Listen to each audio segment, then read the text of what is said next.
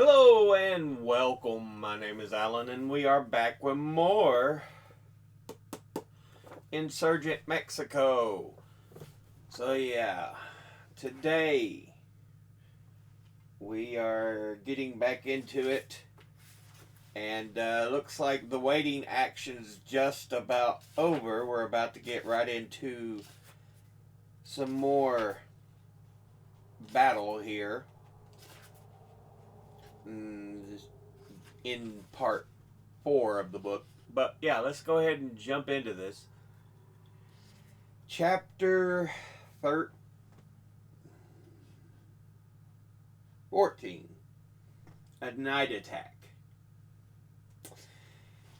2 or 3 of us had a sort of camp beside the ditch far up along the Alamos. Our car, with its food supply, clothes, and blankets, was still 20 miles back. Most of the time we went without meals. When we could manage to beg for a few cans of sardines or some flour from the commissary train, we were lucky. Wednesday, one of the crowd had managed to get hold of tinned salmon, coffee, crackers, and a big package of cigarettes, and as we cooked dinner, Mexican after Mexican, passing on his way to the front, dismounted and joined us. After the most elaborate exchange of courtesies in which we had to persuade our guest to eat hugely of the dinner we had painfully foraged for ourselves, and he had to comply out of politeness, he would mount and ride away without gratitude, though full of friendliness. We stretched out on the bank of the golden twilight, smoking. The first train, headed by a flat car upon which was mounted the canyon El Nino, had now reached a point opposite the end of the second line of trees, scarcely a mile from town. As far as you could see ahead of her, the repair gang toiled on the track. All at once there came a terrific boom, and a little puff of smoke lifted from the front of the train. Far cheering scattered among the trees and fields. El Nino, the darling of the army, had got within range at last. Now the Federals would sit up and take notice. She was a 3-inch gun, the largest we had. Later we found out that the exploratory engine had sallied forth from the Gomez roundhouse, and that a shot from El Nino had hit her square in the middle of the boiler and blown her up. We were to attack that night, they said, and long after dark, I got on my horse, Bucephalus, and rode down front. The sign was Herrera, and the countersign Chihuahua number 4, so as to be sure of recognition as one of ours. The command was to pin your hat up behind. Everywhere the strictest orders had been sent out that no fires should be lit in the zone of fire, that anyone striking a match until the battle began should be shot by the sentries. Bucephalus and I jogged slowly along in the moonless and absolutely silent night. Nowhere was there a light or a stir all over the vast plain before Gomez, except the far hammering of the tireless repair gang working on the track. In the town itself, the electric light shone brightly, and even a streetcar bound for Lerdo lost itself behind the Cerro de la Pila. Then I heard a tiny murmuring of human voices in the darkness near the ditch ahead, evidently an outpost. "Quien vive?" came a shout, and before I had a chance to answer, bang, he fired. The bullet went past my head. Bill! No, no, you fool! Drawled an exasperated voice. Don't shoot as soon as you challenge. Wait until he gives the wrong answer. Listen to me now. This time the formality was satisfactory to both sides, and the officer said, Pase usted, but I could hear the original sentry growling. Well, I don't see what difference it makes. I never hit anybody when I shoot. Feeling my way carefully through the darkness, I stumbled into the rancho of San Ramon. I knew that the Pacificos had all fled, but it surprised me to see light shining around the chinks in the door. I was thirsty and I didn't care to trust the ditch.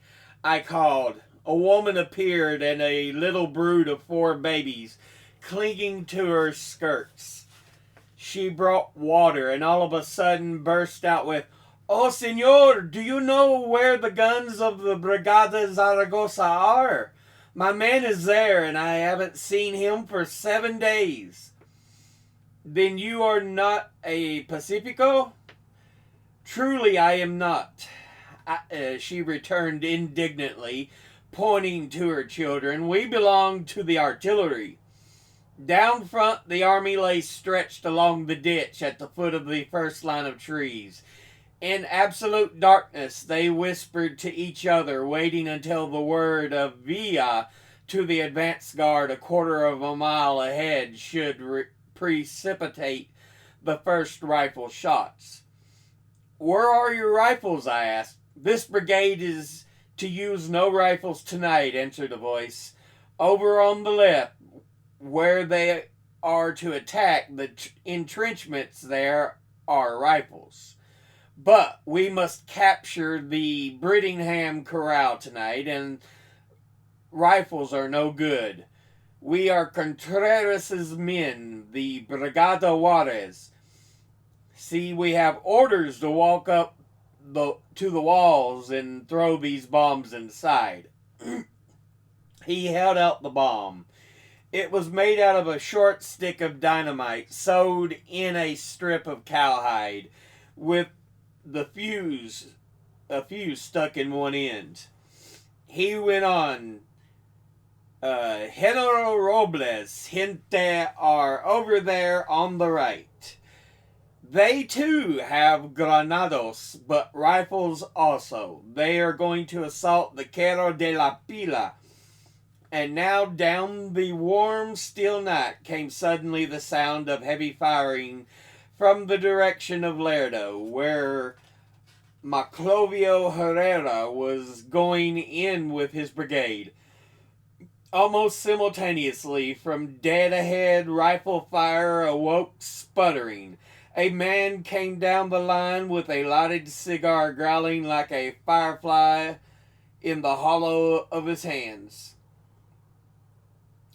Light your cigarettes from this, he said, and don't set fire to your fuses until you're right up under the wall. Captain, caramba! It's going to be a very, very dura. How shall we know the right time? Another voice, deep, rough, spoke up in the dark. I'll tell you, just come along with me.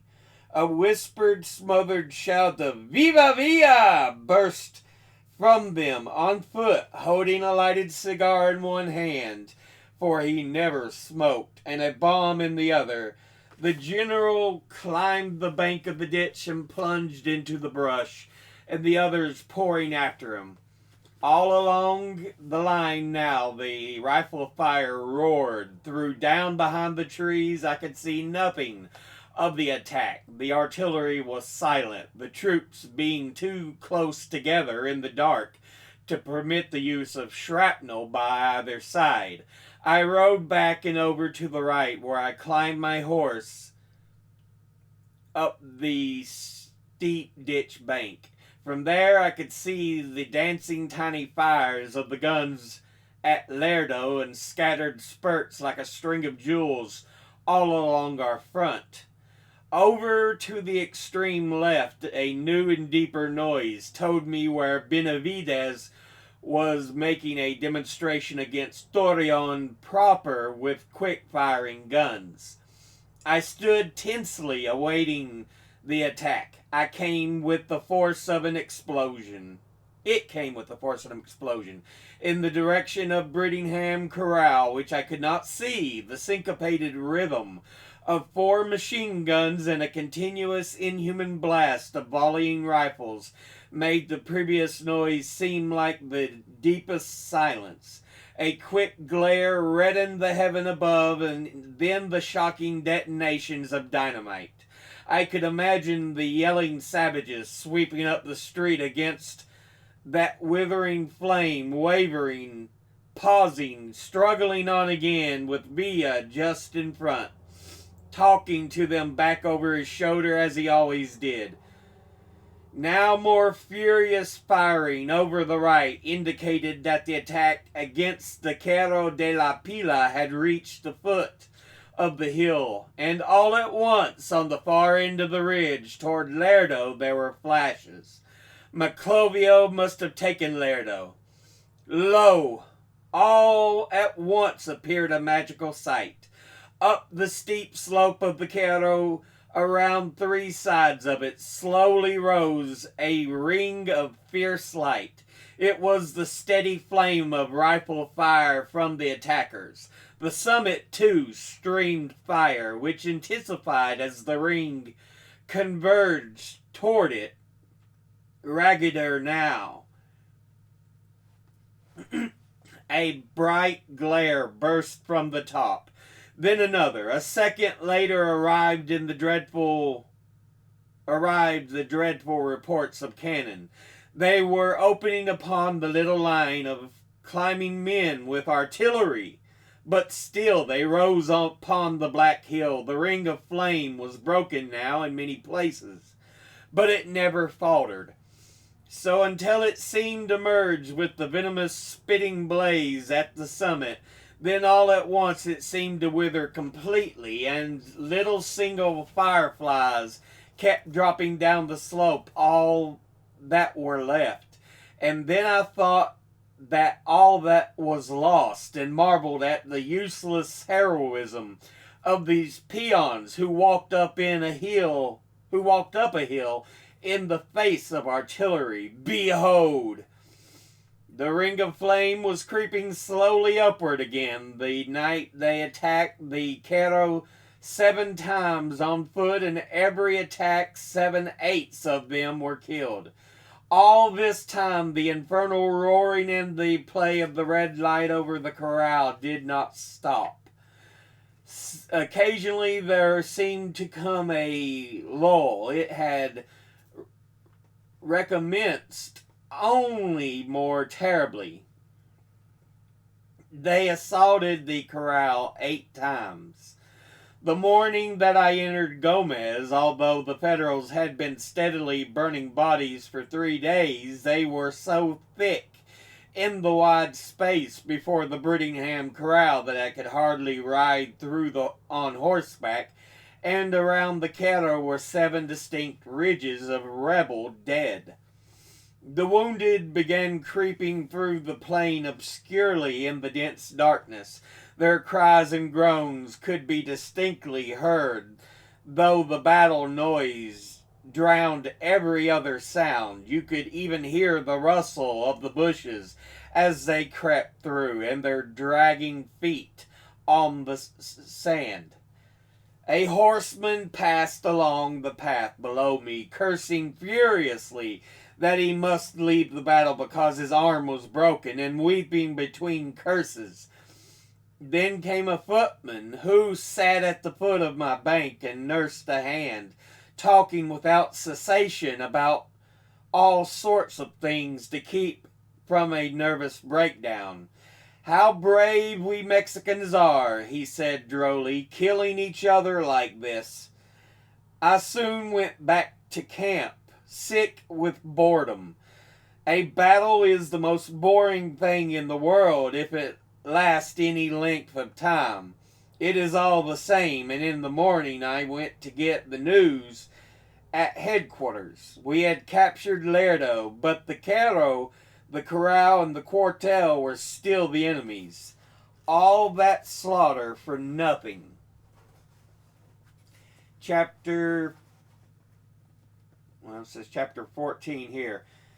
The fall of Gomez Palacio.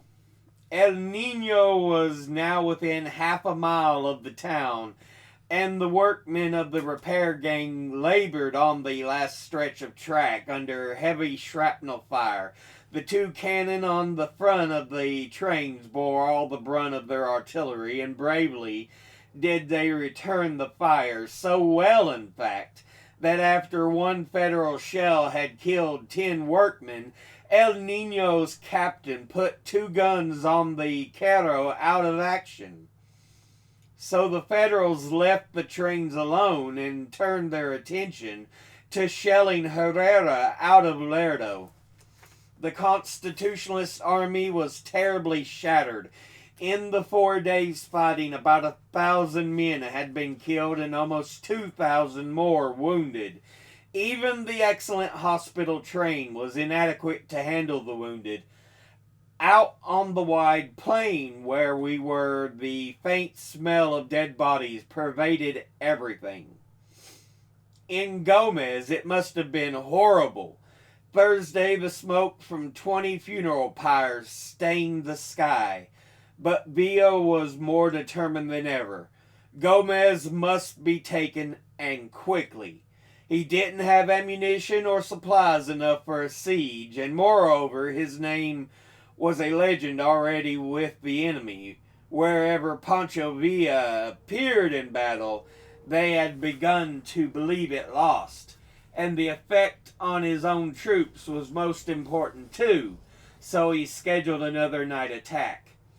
The track is all repaired, reported Calzado, superintendent of the railways. Good, said Villa.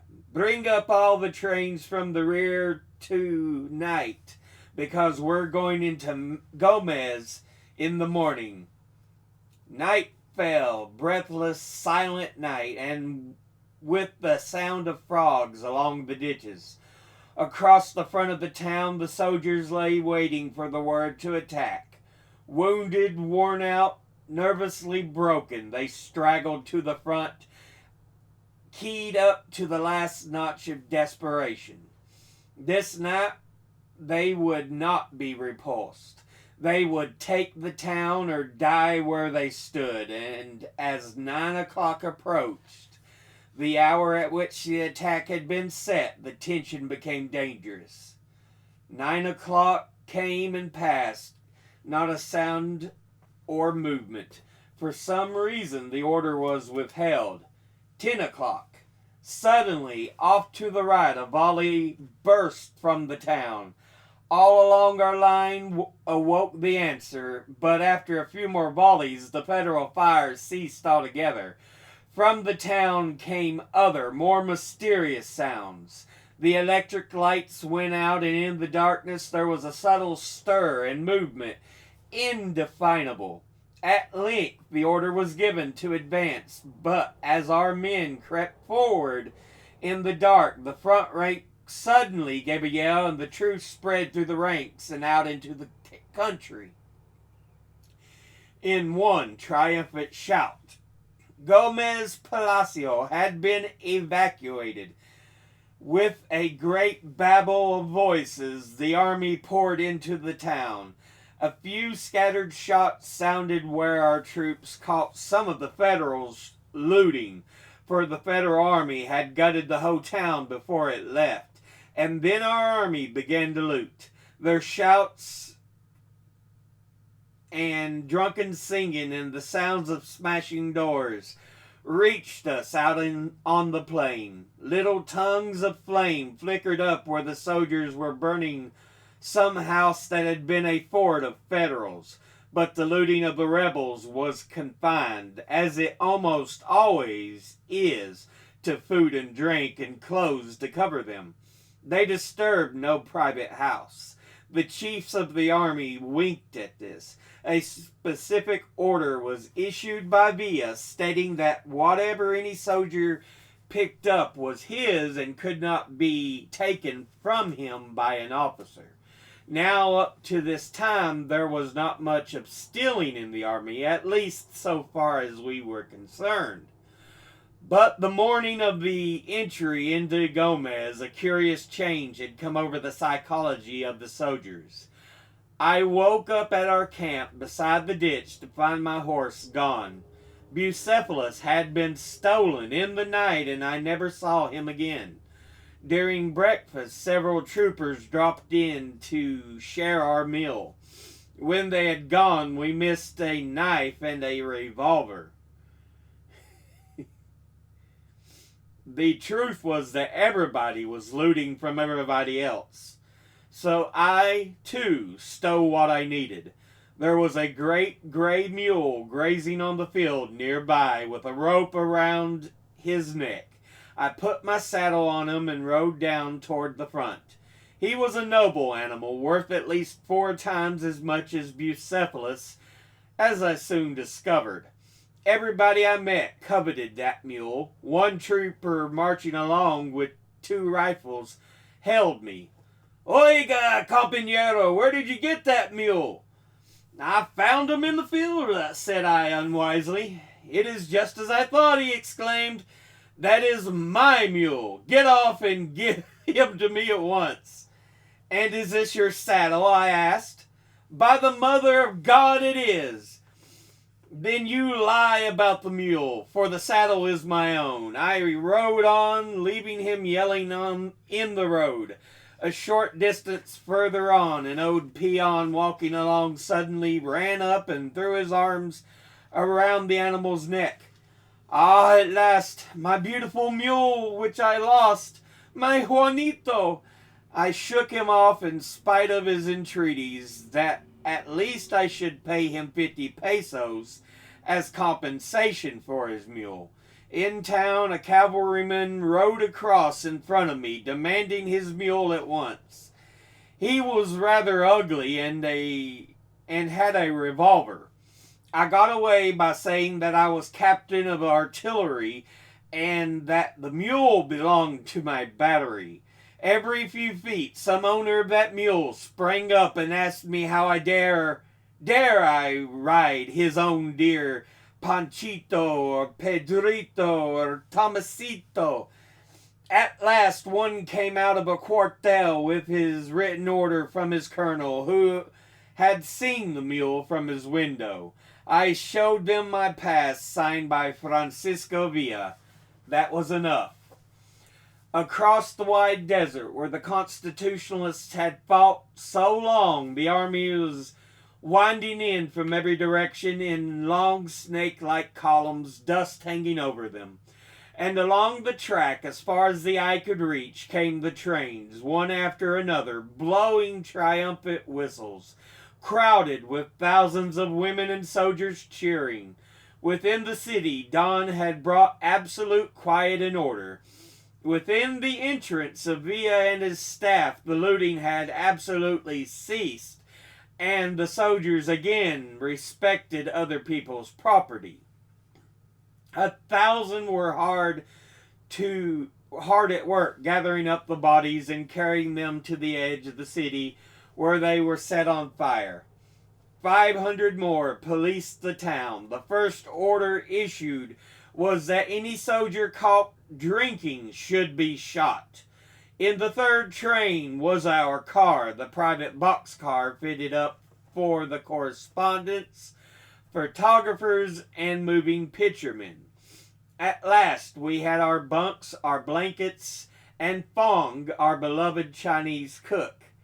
The car was switched up near in the railroad station in the very front rank of trains. And as we gathered in its grateful interior, hot, dusty, and worn out, the Federals in Torreon dropped a few shrapnel shells right close beside us. I was standing in the door of the car at the time and heard the boom of cannon, but paid no particular attention to it. Suddenly, I noticed a small object in the air, like an exaggerated beetle, trailing a little spiral of black smoke behind it.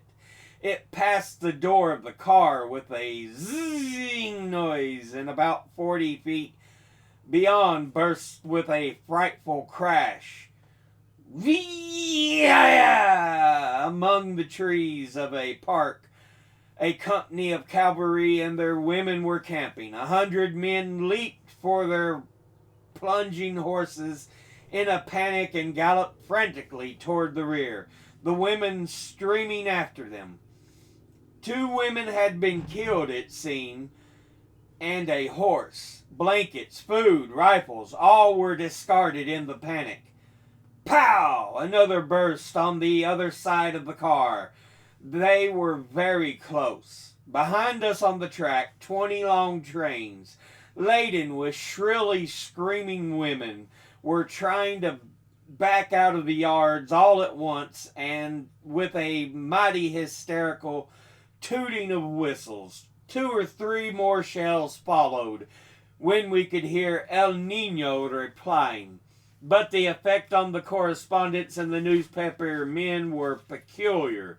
No sooner than had the first shell exploded than someone produced the whiskey jug entirely of his own impulse, and we passed it around. No one had said a word, but everyone drank a stiff swig as it came his way. Every time a shell would explode nearby, we would all wince and jump, but after a while we did not mind it. Then we began to congratulate each other and ourselves for being so brave as to stay by the car under artillery fire. Our courage increased as the firing grew far between and finally quit altogether, and as the whiskey grew low. Everybody forgot dinner. I remember that in the darkness 2 belligerent Anglo-Saxons stood at the door of the car, challenging the soldiers who passed and abusing them in the most discourteous language. We fell out among ourselves, too, and one man almost choked a driveling old fool who was with the moving picture outfit. Late that night, we were still trying earnestly to persuade 2 of the boys not to sally forth without the password and reconnoiter the Federal lines at Torreon. "Oh, what's there to be afraid of?" cried they. "A Mexican greaser hasn't any guts. 1 American can lick 50 Mexicans. Why, did you see how they ran this afternoon when the shells hit that grove? And how we stayed by the car?" So, yeah.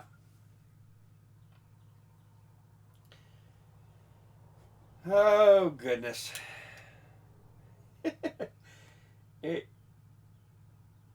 Once again, we see some of the blatant levels of racism used, especially under drunken conditions. They were like, "We held our own when the shells fired, you know. We did fine."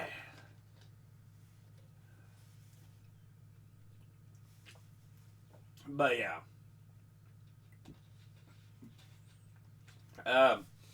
So we see the federal troops end up abandoning their position.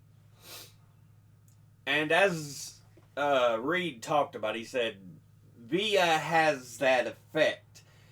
Literally, if he's there, many of the opposing force are often scared the battle is lost. He has such a mythical identity at this point. So, yeah. And it also works the opposite way for the constitutionalists, the rebels. Because they're like, Villa will lead us to victory no matter what. But as we saw early in the battle, there was a great number of losses. I think Villa, as a leader, it's mainly the fact that he's humble and he's able to hold the men together. Because, yeah.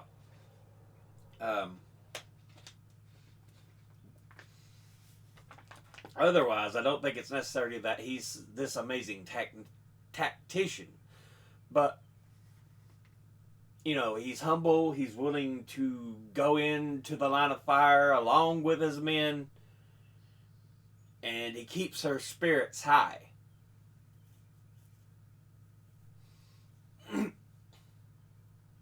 So he really is this kind of leader for the Constitutionalists.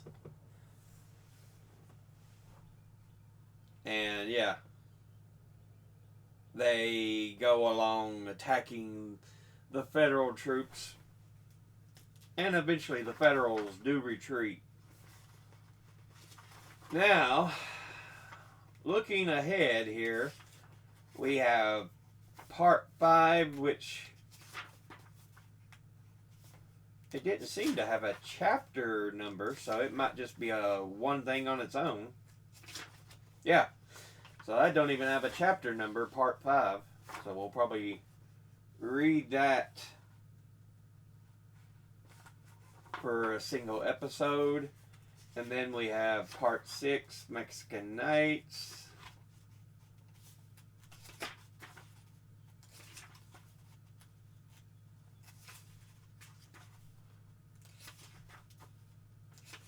It's a good look at the war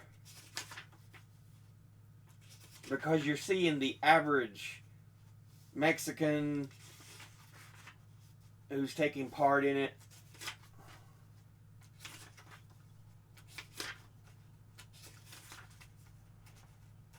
And the life they're still trying to lead. It's like, yeah. Part 6. So yeah, Part 5 and 6 are all that's left, and Part 6 is just 3 chapters. So we're not far from the end. But yeah, we've almost got it read, as you can see.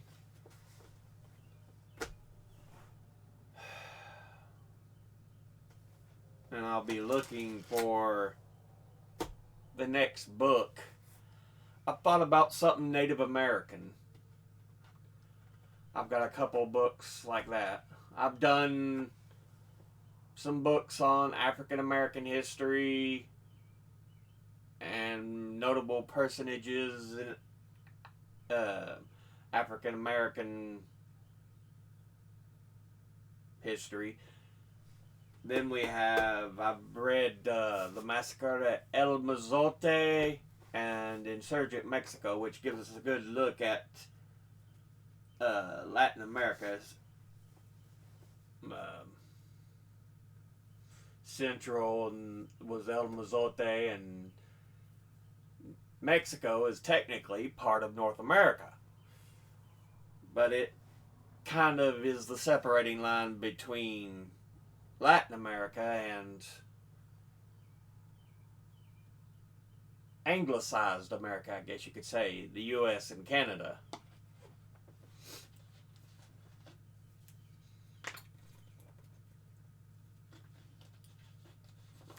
Regardless, I think it's great to get a good look at the different peoples. So since I've done 2 like that, I'm thinking about going into Native American stuff next. There's a book I have. It's about yay thick. It's not very big, but it's about the Powhatan Indians. who were a band. I believe it was Eastern Virginia, because they if I remember right, they were the ones who had the encounter at Jamestown, if I'm remembering right. I may not be. My memory sucks balls, but that's okay. Anyway, yeah. That'll be it for this episode. As always, educate thyself. Think, read, study, learn. Someone tells you something you have trouble believing, ask them to cite their sources. Thank you all for watching. I'll see you all in the next one. Until then, later.